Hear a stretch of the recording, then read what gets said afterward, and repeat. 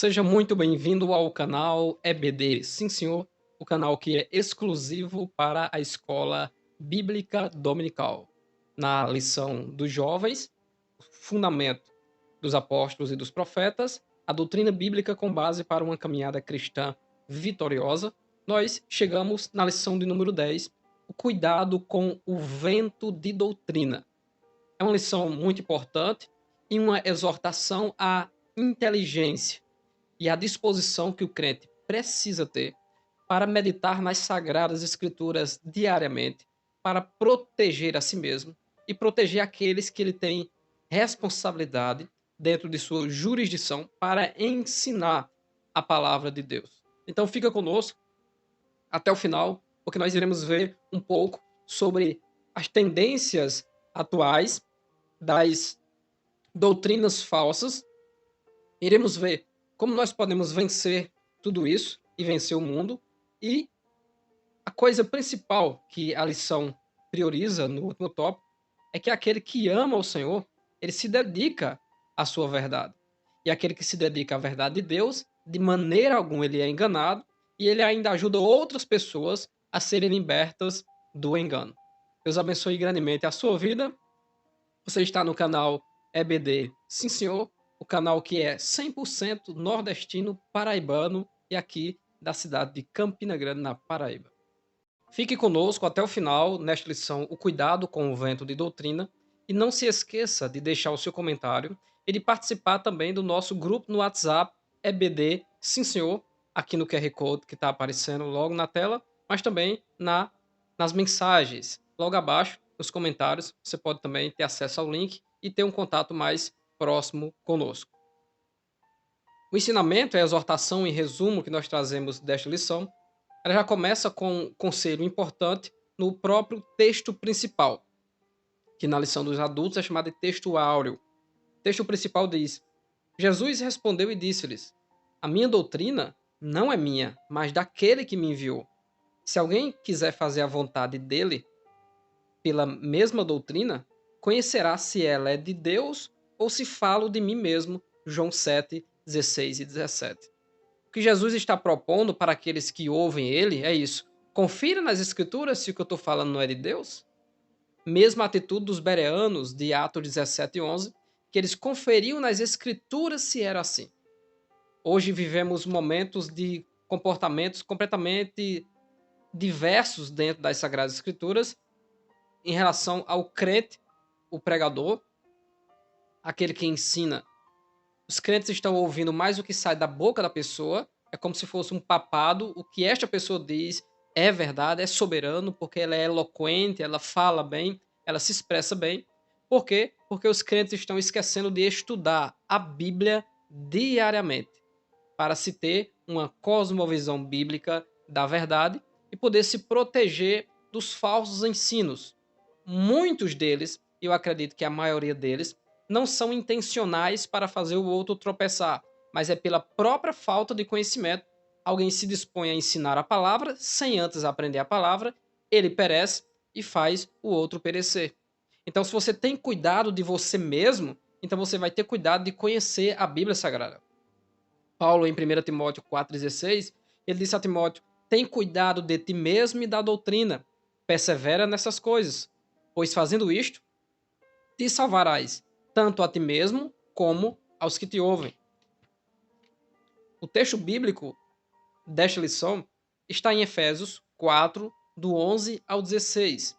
Um texto bem conhecido, mas iremos fazer uma exegese bem simples e resumida, porque nós iremos caminhar pelo objetivo principal dessa lição, que é nos dar um despertamento quanto a estar atento à verdade absoluta, estar firme nela e não deixar ser levado ou ser abalado por qualquer vento. Nós iremos explicar porque ele usa essa palavra vento. E ele mesmo deu uns para apóstolos, e outros para profetas, e outros para evangelistas, e outros para pastores e doutores. Esse texto fala dos dons ministeriais, os dons para a liderança, que não são todos, são uns, e ele mesmo deu uns, diferente dos dons espirituais ou congregacionais, que é para todas as pessoas. Então significa que nem todo mundo será um apóstolo, nem profeta, nem evangelista, nem pastor e mestre. mas uns que Deus escolhe com o propósito que está aqui no versículo 12, querendo o aperfeiçoamento dos santos para a obra do ministério, ou seja, são ministros que levantam outros ministros, outra liderança, para a edificação do corpo de Cristo.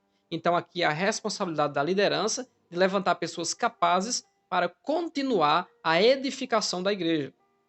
Versículo 13. Até que todos cheguemos à unidade, é o propósito dessa edificação, unidade da fé e ao conhecimento do Filho de Deus, a varão perfeito, à medida da estatura completa de Cristo. O objetivo que a liderança tem para com a igreja é fazer com que a igreja cresça espiritualmente, intelectualmente e conheça Deus a cada dia mais. Mas quando nós olhamos para os dias de hoje, nós ouvimos líderes dizer: não precisa fazer teologia, não precisa estudar, é só orar, é só buscar a Deus. Ou usar textos heréticos, e aí nós nos protegemos deles quando estudamos, dizer a letra mata, para que tanto estudo? E nós temos aqui no nosso canal principal, Bíblia de Fato, um vídeo bem recente, onde nós explicamos o significado da expressão de Paulo, a letra mata, mas o Espírito vivifica. Então entra aí no canal Bíblia de Fato e você terá também esse vídeo. Versículo 14. Para que não sejamos mais meninos inconstantes. E por que esse menino ele é inconstante? Porque se ele não buscou o conhecimento da palavra de Deus, ele vai ser levado por qualquer conselho, por qualquer entendimento, por qualquer tentação do diabo acerca da religião, de buscar Deus, da Bíblia, etc. Então, o objetivo de nós crescermos no conhecimento do Senhor e amadurecendo até uma estatura é para que não sejamos mais meninos inconstantes, levados em roda por todo o vento de doutrina, pelo engano dos homens que com astúcia enganam fraudulosamente. Esse texto ele é muito importante. Minha garganta está dando uma falha porque ela está um pouco inflamada, mas vamos seguindo assim mesmo. Então, se nós nos protegermos com conhecimento, nos aperfeiçoarmos em Deus e na obra, não seremos inconstantes, levados em roda, ou seja, aquele que vai pela cabeça de todo mundo, o que todo mundo faz, pensa, essa pessoa faz. Então será alguém que tem um comportamento diferente diante da verdade de Deus, levado em roda por todo vento de doutrina. Porque ele usa a palavra vento, no sentido daquilo que vem e arrebata. Né? Pega o trigo, joga para cima, a semente com a palha, e o tufão e o vento leva essa palha. O crente é diferente. Qualquer vento, tufão que vem contra ele, ele não é levado porque ele está fixo, firmado na verdade e na doutrina. De vez em quando surgem ideologias que querem fazer a gente pensar mais sobre Deus. Mas ao invés delas nos fazerem vacilar, elas nos firmam mais porque nos motivam a buscar mais ainda o conhecimento de Deus e nos fortalecer e exaltar e pregar apenas um, que é Cristo Jesus. Não existe nada além de Cristo que possa nos conceder salvação. Nem os ritos do cristianismo que nós estamos estudando na lição dos adultos, o corpo de Cristo. Não há nada, nada que possa ser acrescentado que nos salve, a não ser Cristo e viver em comunhão com Ele. Versículo 15. Antes, seguindo a verdade em amor, cresçamos em tudo naquele que é a cabeça, Cristo. Então, crescer em tudo relacionado à vida com Cristo. Crescer em tudo naquele que é a cabeça, Cristo. Então, em Cristo, cresçamos em tudo. Em tudo aquilo que é necessário crescer da parte de Deus, cresçamos. O próprio Paulo, em Efésios 3, do 14 ao diante, quando ele diz, por esta causa eu me ponho de joelhos, ele diz por que ele está de joelhos orando. E nós temos um vídeo no nosso canal principal, Bíblia de Fato. Pesquisa aí, por esta causa eu me ponho de joelhos, Bíblia de Fato.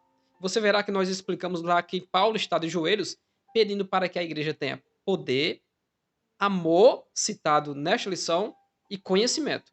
Poder, amor e conhecimento. O poder nos dará a capacidade para fazer a obra de Deus, resistir ao pecado e ao diabo. O amor é a marca do discípulo de Cristo. Só vai perseverar na fé quem ama a Deus e quem ama ao próximo, senão não tem como perseverar, porque Deus ele é amor. E conhecimento porque nos dará a capacidade para estarmos protegidos mentalmente e proteger os outros que nos ouvem também. A lição é dividida em 3 pontos: tendências atuais das falsas doutrinas, a resistência do crente e ame o Senhor e ame a sua palavra.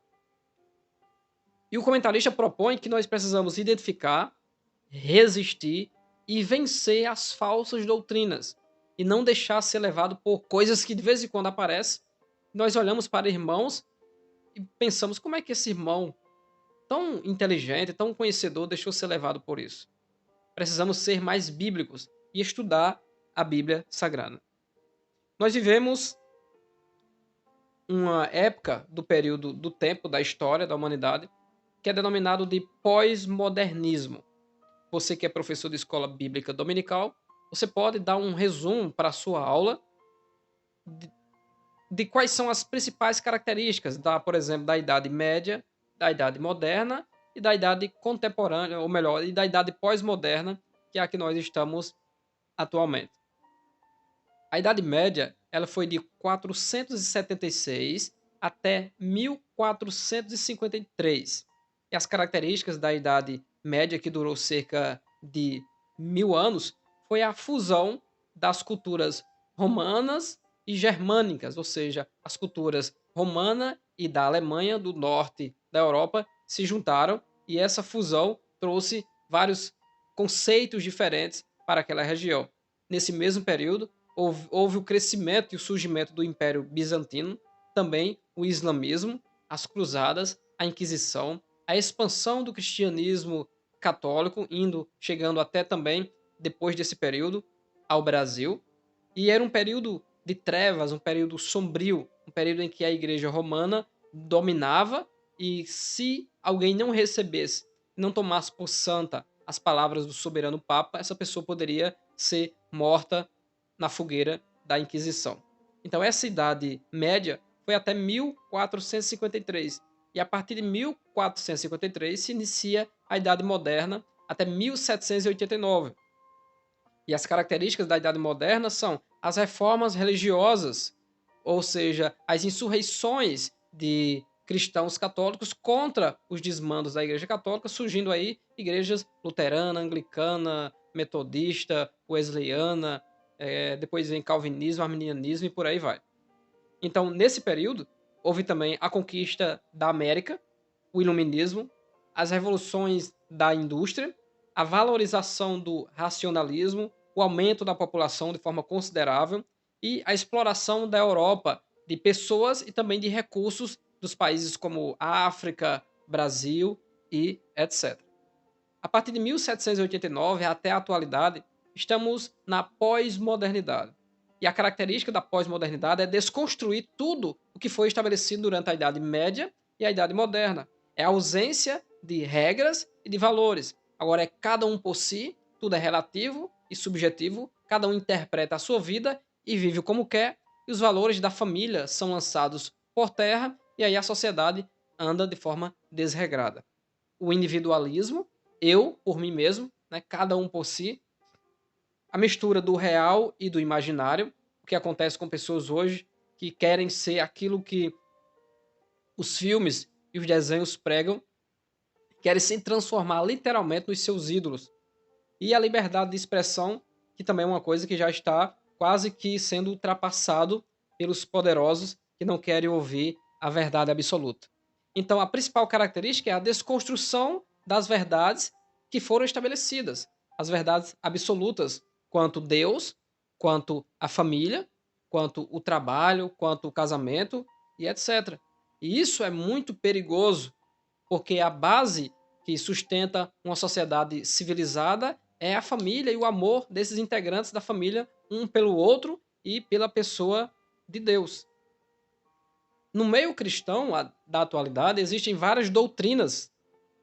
E aí eu quero trazer aqui uma sugestão de um livro, que é o livro Apostasia Vindoura, de Mark Hitchcock e Jeff Kinley. Você pode encontrar ele na loja chamada. E Apostasia Vindoura, expondo a sabotagem interna do cristianismo. O que seria sabotagem? Sabotagem é um termo que surgiu na França, na época da Revolução Industrial, quando um trabalhador não queria mais trabalhar, ele pegava uma bota da farda do trabalho, jogava dentro da máquina e a máquina quebrava. Então, sabotagem é alguém que está em um meio de uma comunhão, de uma instituição, de uma empresa, etc., e ele quer atrapalhar, ele quer sabotar, ele quer desconstruir aquilo que está sendo estabelecido, parar os trabalhos. E dentro do cristianismo, o que é mais perigoso é aqueles que estão internos, porque nós estamos atentos às seitas e a heresias, mas e aos nossos pregadores, e aos nossos líderes, e aos seus ensinos manipuladores? Ensinos na área das finanças, ensino na área da sexualidade, ensino na área da salvação, colocando coisas que, se você não praticar, como dízimo, como batismo, como ceia, que são coisas bíblicas, que precisam ser ensinadas de forma coerente, com ponderação, com temperança, mas não, vai a um extremo, do extremo ao outro. E esses extremos trazem problemas seríssimos para dentro da igreja do Senhor. E esses tempos que nós vivemos são tempos de desconstrução. A Bíblia chama de presente século, a Bíblia chama de tempos trabalhosos, e esses tempos trabalhosos trazem isso. São tempos de desconstrução das verdades estabelecidas, principalmente as verdades bíblicas. O conhecimento herdado da religião, da família, ele é considerado a verdade absoluta, ele é simplesmente tornado escória, um nada. E cada um agora vai construir segundo o seu raciocínio o que é a sua própria verdade. E isso está impregnado em filmes e em desenhos. Viver sem problemas. O Hakuna Matata, sair de seus familiares e viver uma vida com amigos lá fora, se divertindo. Então, esses conceitos faça o que você quiser da sua vida. São das frases mais repetidas em desenhos direcionados a crianças e em filmes direcionados aos jovens. Você pode ser o que você quiser. Você é o dono de si. E isso traz esse individualismo e problemas dentro da família e também dentro da igreja. O comentarista diz aqui que a desconstrução do conhecimento herdado, da palavra falada e da palavra escrita, representa a destruição da tradição e dos ensinos da palavra de Deus, que são os pilares do cristianismo. Essas são as características principais desse vento atual, disso que vem arrebatar as mentes daqueles que estão na presença de Deus. É uma espiritualidade sem vida, ou seja, é o fim do padrão daquilo que é princípio bíblico. E com isso, esse conceito tenta trazer à tona da mente das pessoas que o que importa é você se sentir bem e viver conforme os padrões que você mesmo estabelece. E aí onde surge aqueles que são denominados pelas igrejas tradicionais de desigrejados. Então, se ele não precisa mais estar na coletividade, que é algo bíblico, é a comunhão com os irmãos, então ele se isola em casa, pratica aquilo que quiser, mas não deixa de ser religioso. Então, eles são chamados de desigrejados. A comunhão é algo importantíssimo para a vida cristã, para desenvolver a vida social e os dons se desenvolverem, porque a prática do cristianismo é o amor ao próximo. Então é impossível eu viver isolado da comunidade cristã. Então é uma espiritualidade de sentir alguma coisa e não do viver a palavra. E isso aqui está presente na igreja atual. Isso é muito sério. Você, se for professor de escola bíblica, você pode levar para a sua classe. As pessoas hoje estão em um paliativo, em um tratamento profilático dentro das igrejas, em quando ele se senta triste, ele se sente triste, então ele vai lá no culto. Eu vou no culto porque eu estou me sentindo triste, porque eu quero ouvir uma palavra, eu quero me sentir melhor. Então ele sai de casa porque ele está pensando em sentir alguma coisa. E é muito exagerado essa propaganda de sentir Deus. Você está sentindo Deus? E o presente que nós temos aqui é só sentir Deus. As pessoas sentem Deus, vão embora sem sabedoria, porque não tem pregação bíblica e nem ensino da palavra consistente. Porque tudo está subjetivo, cada um prega o que quer e a falta do conhecimento bíblico ela é notória. Então é a cultura do sentir. E aí vem o neopentecostalismo e o pentecostal descontrolado. E não adianta falarmos dos neopentecostais se existe o pentecostal totalmente desordenado.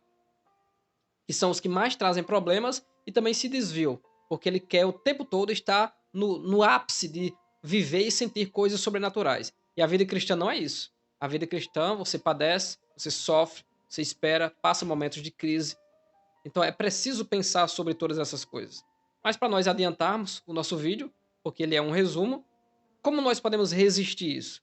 O mundo ou o sistema mundano, o espírito do anticristo, aquele que se levanta contra tudo que se diz Deus, segundo a Tessalonicenses 2 e 4, e tudo que, junto com isso, nós precisamos vencer, que é vencer a tentação, porque não nos sobreveio tentação senão humana, mas fiel é Deus, que não vos deixará tentar acima do que podeis suportar, pois junto com a tentação vos dará também o escape. Vencer o diabo, sujeitai-vos, pois, a Deus, resistir ao diabo e ele fugirá de vós, e o mundo, através da fé em Cristo Jesus, nós vencemos tudo aquilo que o mundo promove.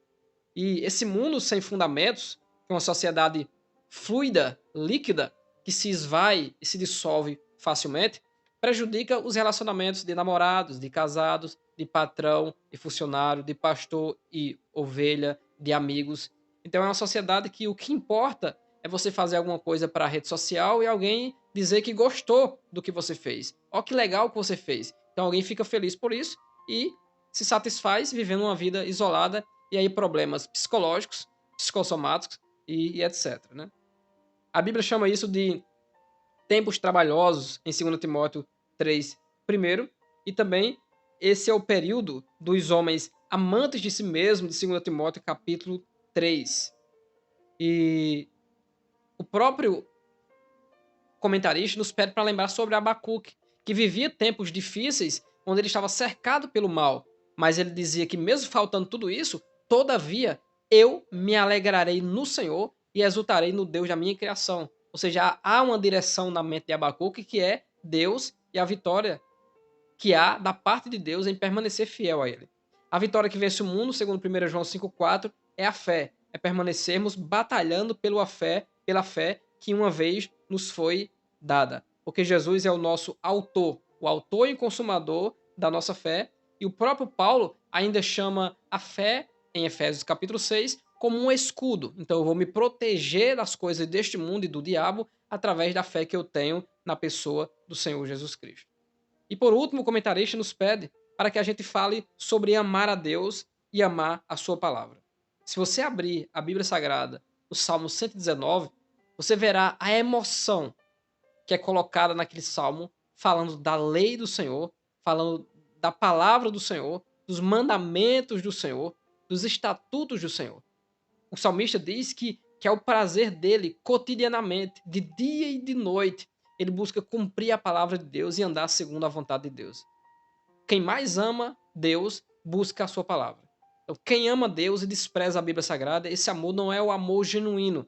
Pode ser o amor de religião, o amor de posição eclesiástica, o amor de querer bênção de Deus. Mas quem ama Deus sabe qual é o caminho de buscar Deus, que é as Sagradas Escrituras. Qualquer cristão dentro do contexto da sua igreja. E aqui temos um livro, mais uma vez, A Sabotagem, né? Apostasia Vindoura, que despreza a palavra de Deus, usando textos isolados para criticar o estudo da palavra. Essa pessoa é perigosa. Você deve se afastar dela, como Paulo diz 5 vezes. Afasta-te dos tais. Porque cada vez que nós nos aproximamos da palavra de Deus, nós nos firmamos. Para nós finalizarmos, Deus disse que o meu povo perece por falta de conhecimento. Jesus Cristo disse, errais, não conhecendo as escrituras e nem o poder de Deus. Pedro diz que antes, ele está falando dos falsos mestres. Aí ele diz, antes, crescer na graça e no conhecimento. João, em Apocalipse 1,3, ele diz que bem-aventurado é aquele que ouve, lê e pratica as palavras desta profecia, porque o tempo está próximo. Então é preciso, eu e você, recebermos a exortação de estar firme no conhecimento bíblico, para quando o vento de doutrina vier, você, isso aí não me leva não. Não me leva não, porque eu estou firme no Cristo da Bíblia, no Cristo da palavra de Deus, que é o verdadeiro Salvador do mundo. Deus abençoe grandemente a sua vida. Esse foi um resumo da lição de número 10 dos jovens, o cuidado com o vento de doutrina. Semana que vem estudaremos perseverando na doutrina de Cristo. Deus abençoe grandemente a sua vida. Não se esqueça de estar no nosso grupo de WhatsApp e também contribuir conosco, se você desejar. E até o próximo vídeo, em nome de Jesus.